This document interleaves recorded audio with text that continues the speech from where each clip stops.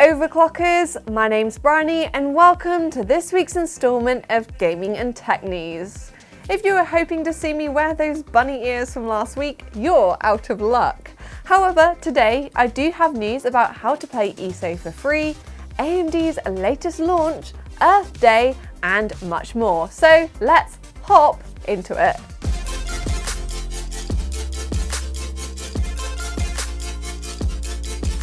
Kicking off the gaming chapter of the news is the announcement that you can currently try out Elder Scrolls Online completely free. This MMO is ZeniMax's take on Bethesda's fantasy world, and gamers can try out ESO anytime between now and the 26th of April. If you'd like to join the 20 million players already enjoying the game and explore Tamriel for free, simply visit the free play page and select your platform. Anyone on PC or console can join, and I'll put a link in the description below. This event will give you access to the base game, including 4 classes, 23 story zones, battlegrounds, and Alliance War PvP.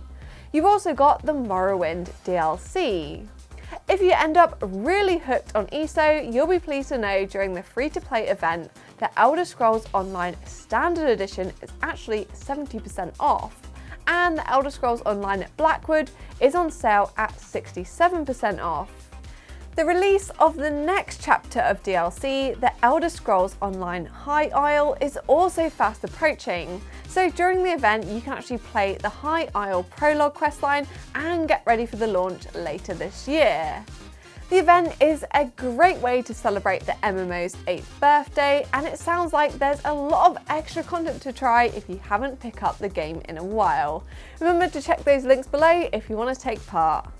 Next in the gaming news this week is of course this week's free games over on the Epic Games Store.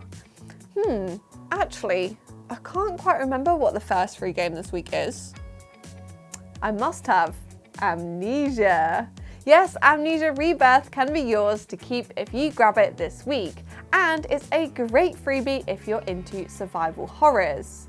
It's got a spooky, dark atmosphere, interesting puzzles, eerie exploration, and of course, monsters that want to feed on your terror. Reading through the reviews and ratings, most gamers seem to enjoy it, with praise for the storyline, characters, graphics, and sound design. Don't forget to grab it before the 28th of April.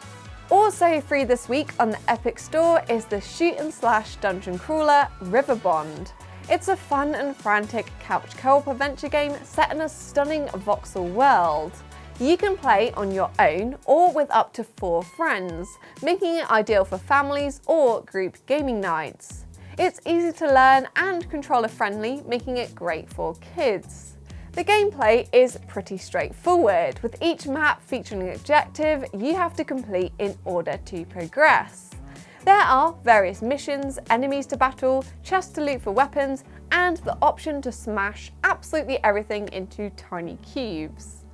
The graphics are bright and fun with great art design, so it's well worth grabbing for free if you want something casual to play over the summer. Once again, add it to your library before this offer ends on the 28th of April. Wow!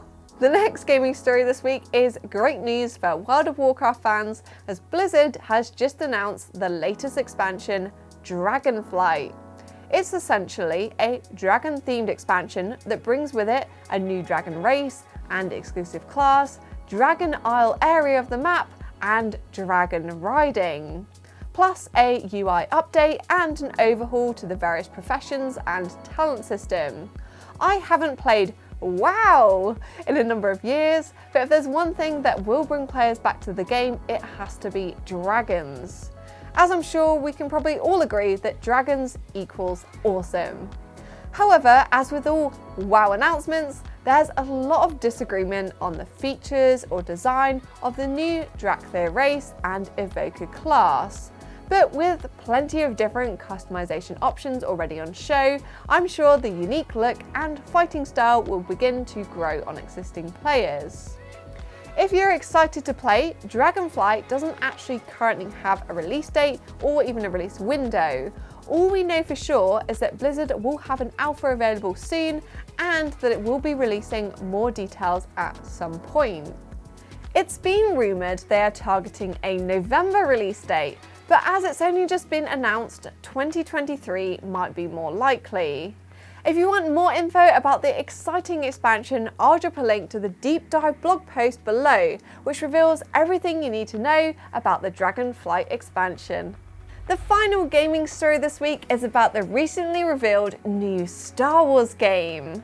Skydance New Media announced they are collaborating with Lucasfilm Games to develop and produce a brand new narrative-driven action-adventure game. It will also feature an original story in the Star Wars galaxy, so I'd expect we're also going to get some brand new characters, tech, creatures, and even locations. In the press release, Amy Hennig, who's leading the project and previously worked on the Uncharted games, said, "I've often described how seeing Star Wars in 1977 essentially rewired my 12-year-old brain, shaping my creative life and future indelibly. I'm elated to be working with Lucasfilm Games again to tell interactive stories in this galaxy that I love." The last Star Wars game Amy began working on was actually cancelled by EA before she eventually left Visceral Games and the developer shut down. There's no further hints as to what exactly we can expect from the new game, but if it's anything like Uncharted, I think we can expect an awesome open world adventure. I'm personally very hyped for this game, although we will likely be waiting a long while because there's no hint of a name or a release date just yet. The first hardware story this week is that AMD has now officially launched their 5800X3D processor. Overclockers UK did have decent stock for the release on Wednesday, but due to the amazing game performance, it's absolutely flying out. It's available for just $409.99, which is highly competitive when comparing it to something like the i9-12900K.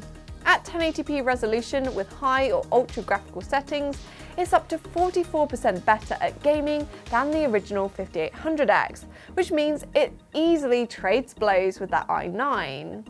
When it comes to the overall FPS difference between the two, they're pretty evenly matched, with the winner between AMD and Intel depending on the game tested. While the 5800X3D is incredible in games, it is a tad slower when it comes to non-gaming work, such as rendering, encoding, and even Photoshop. That's definitely worth considering if your gaming PC is also a workhorse. Overall, it's the ideal upgrade for gamers with older Ryzen systems who want to squeeze the most performance out of the AM4 platform, and I love that it gives us a sneak peek into the performance of AMD's upcoming processor technology. The Overclockers website is currently showing pre-order for $409.99 at the time of filming, and I'll drop a link below if you want to join the queue. To end the news this week, I'd like to remind you that today is Earth Day. Earth Day is an annual event that encourages people to support and talk about environmental protection. I will admit the tech industry can be pretty unsustainable at times, so we've put together a couple of blog posts to help you leave less of a footprint when it comes to gaming and PCs. We've got ways to help you recycle your old hardware, which is ideal if you've just upgraded to a brand new gaming PC, or perhaps you're a bit of a tech hoarder and have way too much PC hardware just lying about, aka me. Alternatively, with the rising price of electricity and the popularity of that power-hungry hardware, there's no better time than now to try and make your PC more energy efficient. It's better for the environment, but also better for your wallet. For tips like remember to shut down your PC when it's not in use, etc., make sure to check out our blog posts. I'll drop links below so you can check them out. Thanks for watching this week's episode of Overclockers Newsweekly. Let me know in the comments below if you're going to be exploring Tamriel this weekend. Give this video a big thumbs up, hit that subscribe button and press the bell icon so you don't miss our upcoming episodes, and I'll catch you again next Friday.